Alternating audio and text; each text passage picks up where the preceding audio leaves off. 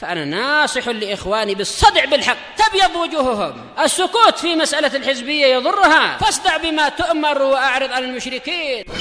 سلامي على دماج ورجالها والشيخ يحيى ودار العلم يا سعد بانيها. Bismillahirrahmanirrahim. Ada pertanyaan, sholat istikharah itu apakah boleh melakukannya kapan saja? Ya, boleh. Menurut jumhur ulama, yaitu dari kalangan Malikiyah, Syafi'iyah, dan Hanabilah, bahwasanya sholat istikharah ini min zawatil asbab, termasuk sebab yang punya sholat yang punya sebab, maka dia boleh dikerjakan di waktu apapun ketika diperlukan, atau walaupun di waktu-waktu yang terlarang, karena waktu yang terlarang itu dalil-dalil yang lain menunjukkan dia hanya untuk sholat yang sifatnya adalah sholat mutlaqah. Adapun sholat yang zawatul asbab, orangnya tidaklah menyengaja untuk meniatkan sholat di waktu terlarang, tapi niatnya karena ada keperluan, seperti tahiyatul masjid, atau seperti qada'il fa'itah, yaitu mengqadha sholat yang terluputkan misalkan, atau sholat ketika masuk ke Masjidil Haram, atau mungkin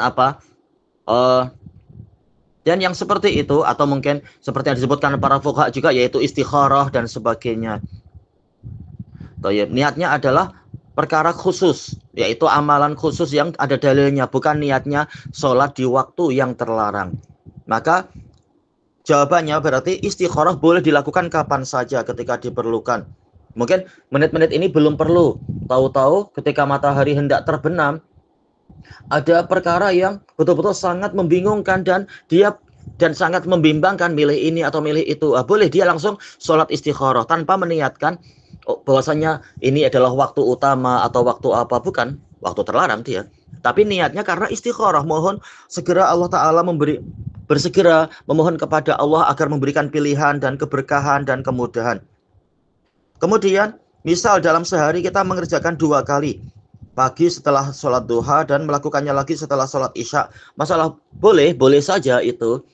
Nabi SAW jika berdoa 3 kali, jika salam 3 kali, jika beliau berbicara 3 kali.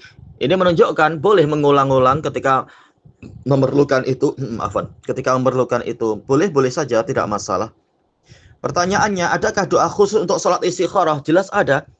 Dalam hadis yang diriwayatkan oleh Imam Bukhari di 3 tempat dalam sahih beliau dari Jabir bin Abdullah radhiyallahu anhuma, beliau mengatakan, kana Rasulullah sallallahu alaihi wasallam yu'allimuna al-istikharah fil umuri kulliha. Dahulunya Rasulullah sallallahu alaihi wasallam sering mengajari kami istikharah di seluruh perkara. Menunjukkan pentingnya istikharah. Kama yu'allimuna surata minal Qur'an, sebagaimana beliau mengajari kami surat dari Al-Qur'an. Jelas pengajaran beliau sangat mendalam, karena memang ini termasuk tugas inti beliau, menyampaikan dan mengajarkan Quran. Menunjukkan dalam istikharah juga beliau sangat memperhatikan, pengajaran sangat mendalam.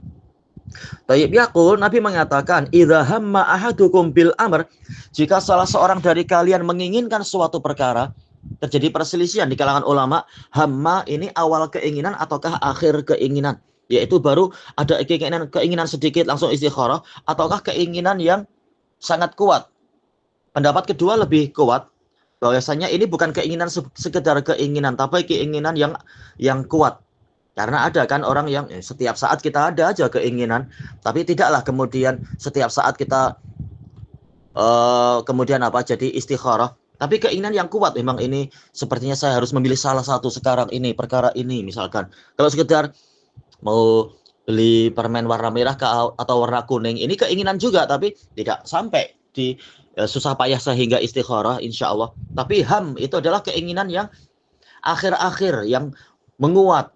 Atau ham yaitu keinginan yang terkait dengan perkara yang penting, adanya ihtimam, yang memerlukan adanya perhatian. Nabi mengatakan, idza hamma ahadukum bil amr, apabila salah seorang dari kalian sangat menginginkan suatu perkara atau sedang menginginkan suatu yang di situ sangat diperhatikan, falyarka rak'ataini min ghairil fardhah, hendaknya dia sholat 2 rakaat yang bukan wajib. Sholat apa itu? Tidak masalah. Sholat duha barangkali, sholat wudu, atau yang lain-lain misalkan. Atau memang betul-betul 2 rakaat dengan niat mau istikharah, tidak masalah. Yang penting apa? Bukan sholat wajib. Summa liyaqul, kemudian hendaknya dia mengucapkan. Nah, doa ini apakah sebelum salam ataukah setelah salam? Dua-duanya boleh seperti yang dijelaskan oleh Syekhul Islam Ibnu Taimiyah rahimahullah dalam Majmu'ul Fatawa. Hanya saja beliau mengatakan sebelum salam itu lebih baik karena dalil-dalil yang ada menunjukkan doa yang paling didengar di antaranya adalah doa di akhir dari sholat, yaitu sebelum salam. Baik. Maka kalau sebelum salam itu lebih diutamakan. Kalau setelah salam tidak masalah juga istikharah. Kemudian mengucapkan Allahumma inni astakhiruka bi'ilmik. Ya Allah, sesungguhnya saya mohon pilihan kepadamu dengan ilmumu. Ini tawassul dengan sifat ilmnya Allah. Wa astaqdiruka biqudratik, dan saya mohon kemampuan kepadamu dengan kemampuanmu atau kekuasaanmu. Ini tawassul dengan kudrahnya Allah. Wa as'aluka min fadlikal azim, dan saya mohon kepadamu sebagian dari kurniamu yang besar. Fa innaka taqdiru wala aqdir, karena engkaulah yang mampu dan saya tidak mampu. Wa ta'lamu wala a'lam, dan engkau tahu sementara saya tidak tahu. Ini menunjukkan kelemahan diri sambil memuji-muji Allah, dan memang ini adalah yang benar. Wa anta 'allamul ghuyub, dan engkaulah yang mengetahui perkara gaib. Baik, maka jangan mengandalkan pada hasil pemikiran sendiri, karena Allah yang tahu kesudahan segala perkara dan rahasia perkara dan seterusnya. Baik.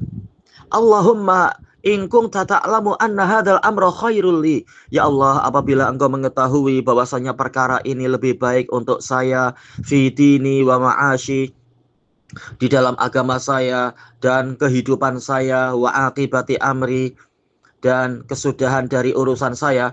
Di sebagian riwayat disunahkan, yaitu menyebutkan masalahnya ada di situ. In kunta ta'lamu anna hadzal amra, sebutkan masalahnya apa. Tapi kalau di dalam sholat tentunya dengan bahasa Arab. Kalau di luar sholat tidak masalah. Kalaupun tidak mampu dengan bahasa Arab. Auqal ajili amri wa ajilih, atau Nabi mengatakan yaitu di dunia dan di akhirat.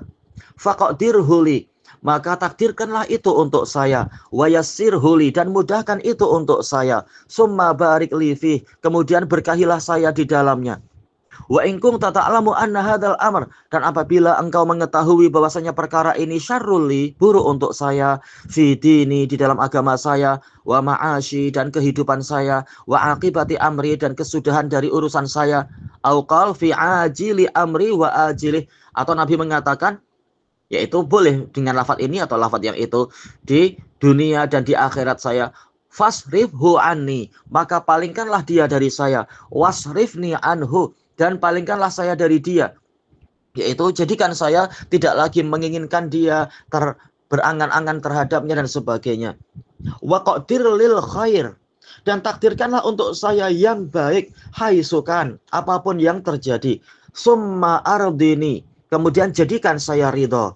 Baik, ditakdirkan kemudian dimohon agar dijadikan kita ini ridho dengan takdir tadi, bukan malah apa? Tidak ridho dengan takdir. Baik.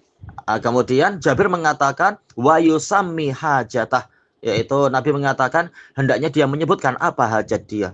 Baik. Ilahuna wallahu a'lam. Walhamdulillahirabbil alamin.